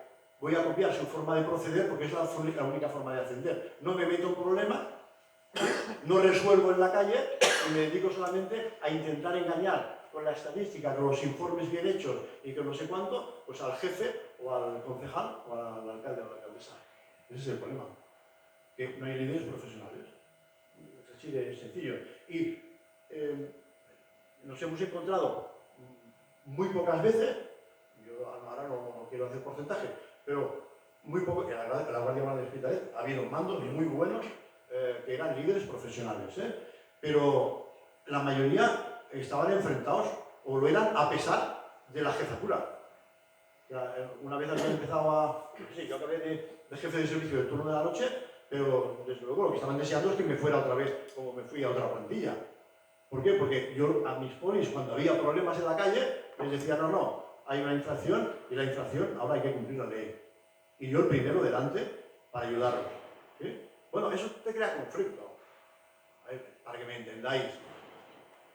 Si yo soy jefe de servicio, eso está en el libro, si yo estoy de servicio en el turno de la noche y resulta que hay un guardia que está al servicio mío, que está en el depósito de vehículos, que es donde se llevan los coches que se retira la grúa, y entonces se presenta allí un señor embriagado y perdido, con una acompañante provisional, señorita de esas de compañía, y va a decirle al guardia que está allí, que me devuelvan mi coche, que yo soy tu jefe, que no sé qué, si no se te va a caer el pelo.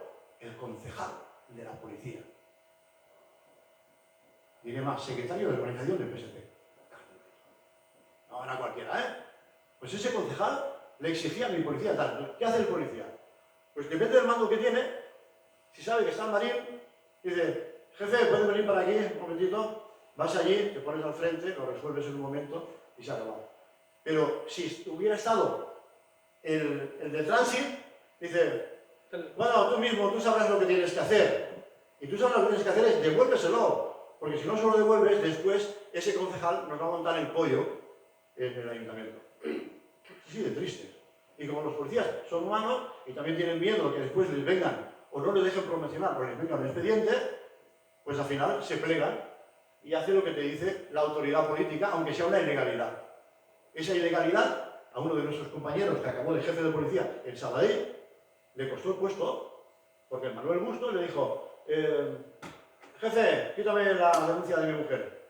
Hombre, esto no se puede hacer. Mejor, que me quite, ya sabéis cómo era Manuel Busto. Que me quite la denuncia de mi mujer.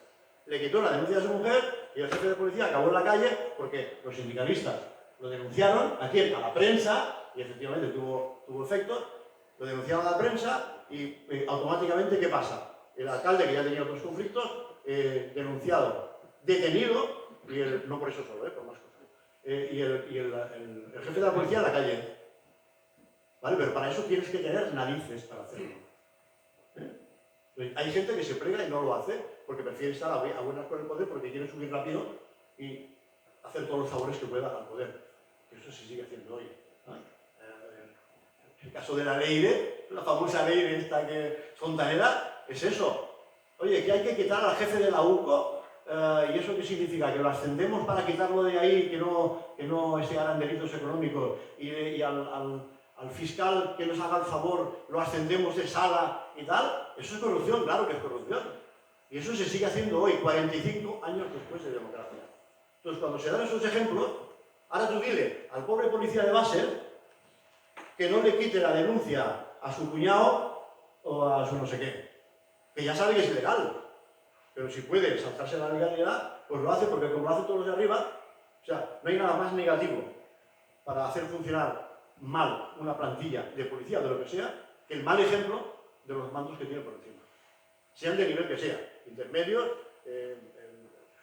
políticos o del nivel que sea. ¿Sí? Y ese creo que son los problemas intrínsecos de Hospitalet de toda la vida.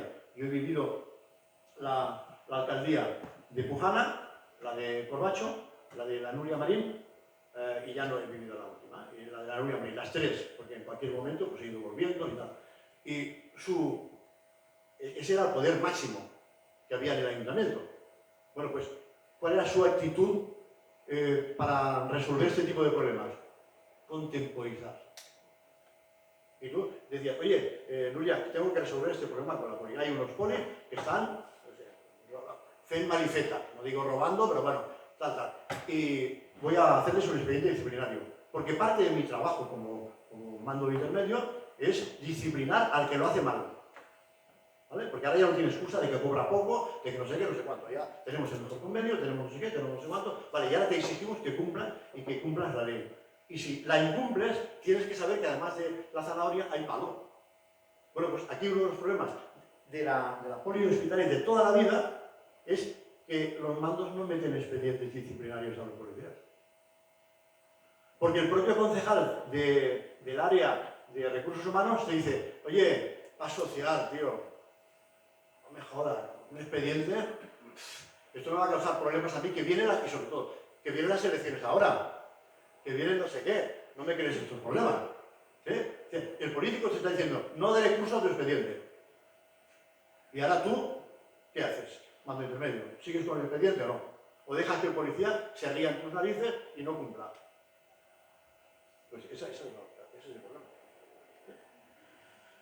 Poco para explicar eso. Más Mariano entonces dice, ¿qué hay que hacer? Ser ejemplar. Y no hemos tenido ni una jefatura política, ni una jefatura de promoción de mandos intermedios ejemplar. Hemos tenido promociones de diseño gráfico por ordenador. Ese es el problema. Y de mucha rueda de prensa y de periodistas pagados que te hacen unas campañas de prensa del copón, pero que después esto es mentira, porque te vienen los vecinos de la Florida y tal, y oiga, yo digo que no tengo problema. Todo esto que dicen ustedes de los periódicos es mentira. Si publicaron los periódicos, si es mentira se cae pronto. Más. Puri, que es una compañera de los medios de comunicación, para que la conozcáis, es una de las directoras de Catalunya Press. Tú decías, tenemos mala imagen. Sí, pero fíjate, lo de la mala imagen de la represión de la policía es histórico.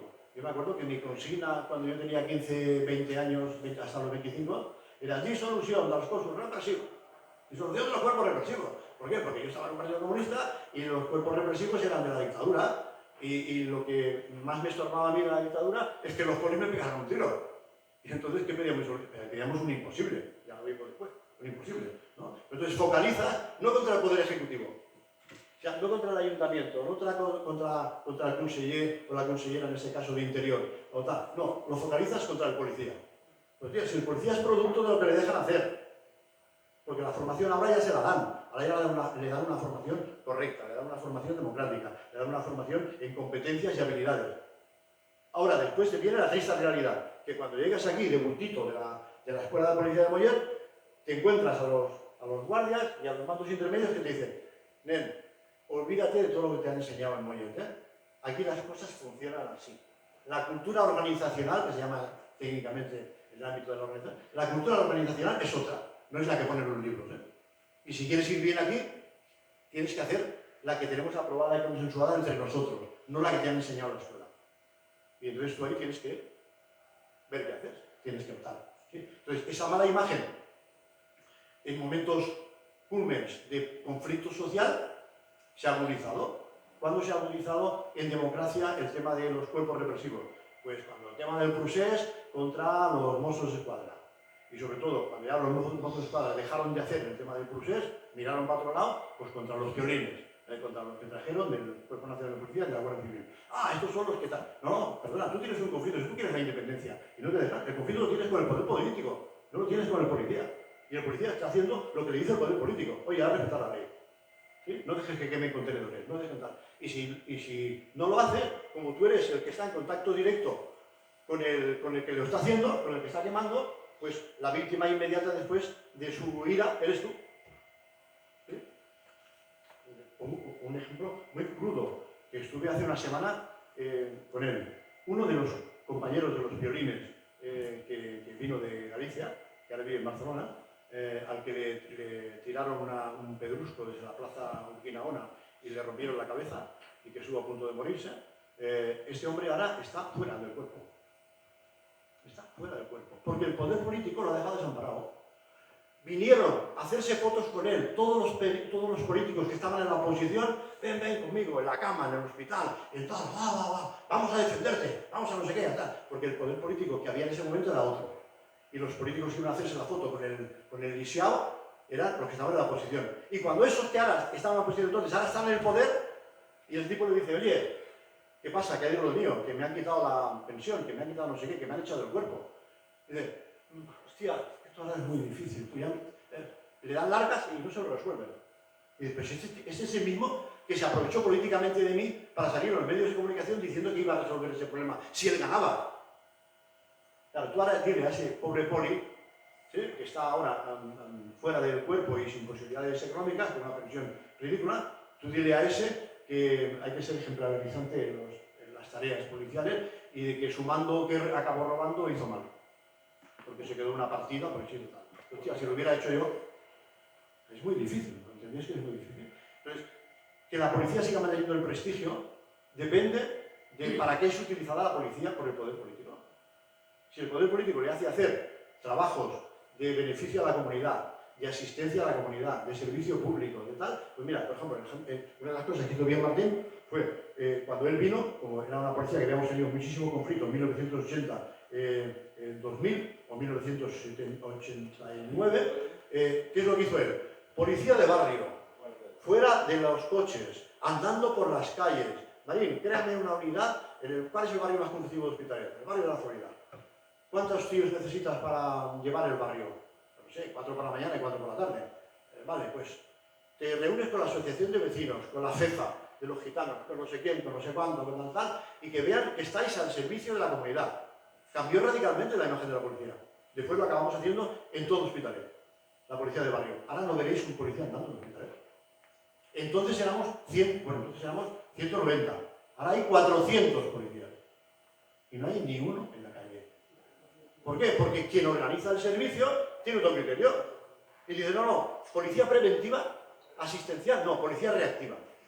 Cuando hay un problema ya iremos. Y si podemos tener la excusa de que hay varios servicios, pues iremos también.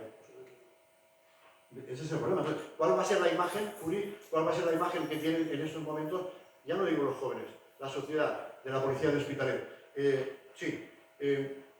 Bueno, pues la policía no cumple mis expectativas, mis servicios, lo que yo le pido. Porque antes, el otro servicio de policía que había, cuando eran solamente 200, lo hacía mejor. ¿Y de quién es la culpa? De los policías. Los policías son los mismos. El tema es la jefatura que tiene y el político que tiene, que acepta que se les quite de la calle y que se haga más trabajo de represión que el trabajo de otra cosa. Es decir, como se dice en técnicas de organización, el responsable máximo de que una organización funcione mal siempre es el que tiene más galones. Siempre. Nunca es el de galón intermedio ni es el de base. El que está arriba de todo. Y si el que está arriba de todo te dice, como me han dicho a mí, los alcaldes de turno, Javier, vienen las elecciones, por favor, déjate de expedientes ahora. Me estás diciendo que gobierne mal la policía. Es mi trabajo, gobernar la policía. Y tú me dices que como tienes intereses políticos, que es no aparecer en la prensa ahora porque un sindicato saque que hay un follón y a ti te perjudica, pues me sale. ¿Vale? Sí, sigo. No, que vayamos acabando. que vayamos acabando. Lo sé. Ahora corre mucho. Manuel Domínguez, el tema del fusilamiento es un tema muy largo, pero mira, el fusilamiento yo me lo encontré, el problema del fusilamiento, me lo encontré cuando yo volví de jefe de policía de Pallella y volví de guardia de base, que había estado ahí en sargento jefe, volví de guardia de base, y eso ya había pasado. Y efectivamente, como cuento en el libro, bueno, pues una verbena de San Juan, había un delincuente que estaba robando en una fábrica y entonces va allí la patrulla y cuando tiene al delincuente contra la pared, tal, viene una patrulla más, o dos, no sé cuántas vinieron, una patrulla más, y resulta que uno de los polis, hay que decir que era de los del antiguo sistema, que era muy cachondo, además que el tío era un tío muy cachondo, no se le ocurre otra cosa que cuando el tío estaba contra la pared le tiró un petardor. O dices de dónde estaba robando, de dónde has sacado todo esto, o te fusilamos. Pues claro. Estamos hablando de antes de las elecciones de 1987. Mayo. Clave. ¿Por qué? Porque entonces ya se había roto el pacto de gobierno y entonces la oposición aprovechó eso para decir fusilamiento. Además era el mes de... había un poco de sequía informativa. Y entonces aprovecharon para decir, tenemos un escándalo de prensa y eso perjudica al poder político que hay en el Ayuntamiento de Hospitalet. Pues explotémoslo. ¿Sí? Es decir, que a veces publicar en la prensa tiene su efecto positivo, porque como en el caso de Sabadell acabas con el tema, pero a veces la prensa es utilizada para publicar noticias falsas.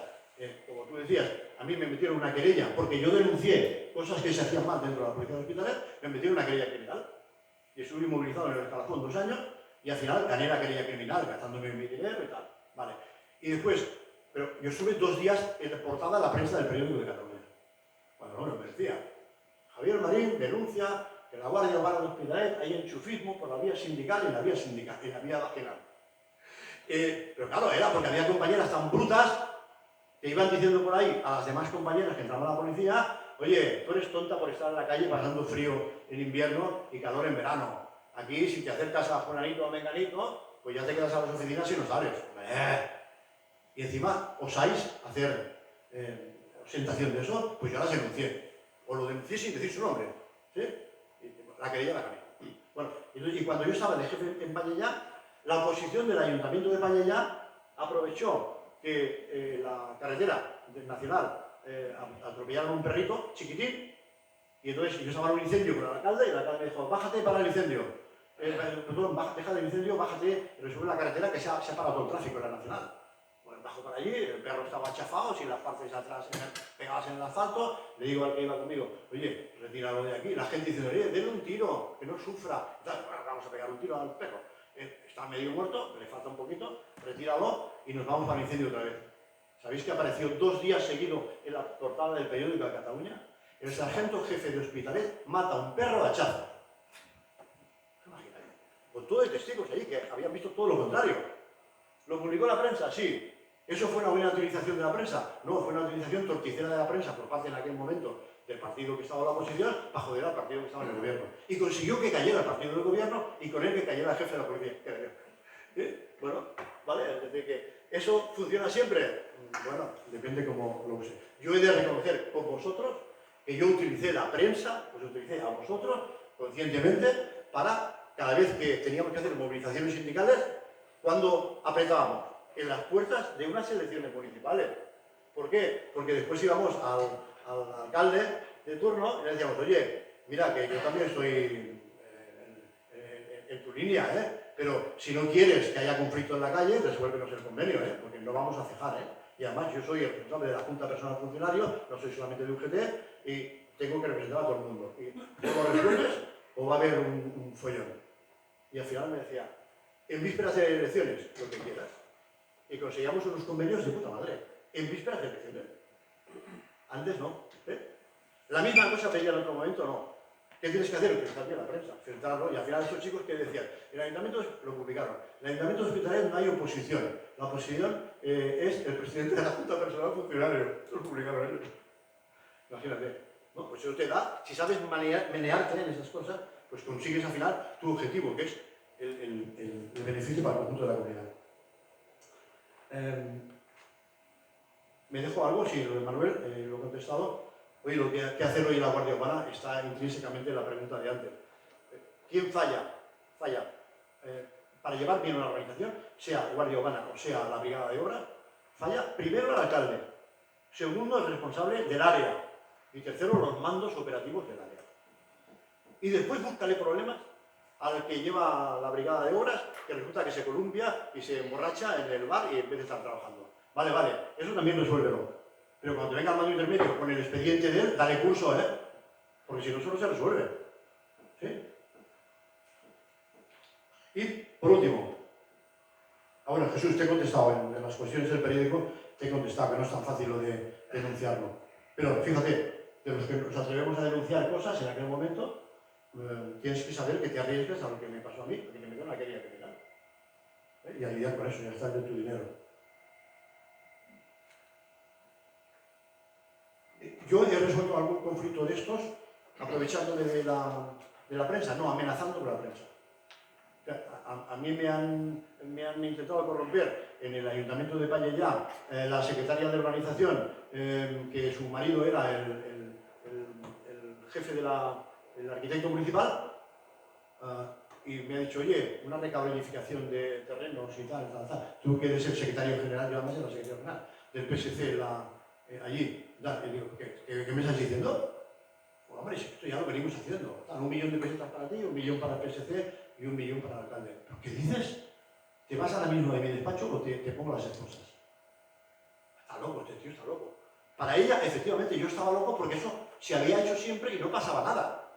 Y entonces tú te vas a denunciar esto, y te vas a la calle de Nicaragua y te dicen, ¿cómo puedo hacer eso? Ya está, con la comunicación verbal me lo habían dicho todo. ¿Dónde vas, Javier? ¿Te vienes a denunciar una comisión de obras? ¿Qué tal? Pero tú, ¿de qué te crees que...? No, te estaban diciendo sin decirlo, ¿de qué te crees que vivimos? Y dices, vale, ¿me callo? No, no me callo. Entonces, ¿qué haces? Y dices, bueno, esta tipa, fuera. Y le dices, oye, carta de dimisión, fírmamela. No, has dimitido voluntariamente de secretaria de organización del PSC.